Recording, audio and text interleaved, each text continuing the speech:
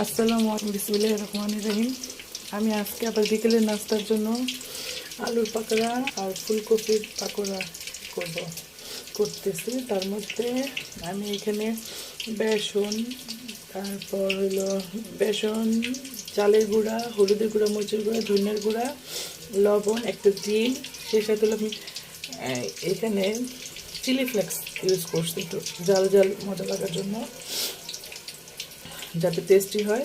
তো এগুলো মিক্সড করে আমি অলরেডি ফুলকপির পাকোড়া করে দিছি, চুলায় বসাই দিছি।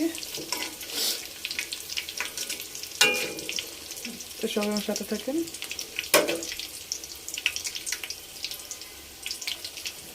ফাইনালি আমার পাকোড়া বানানো শেষ।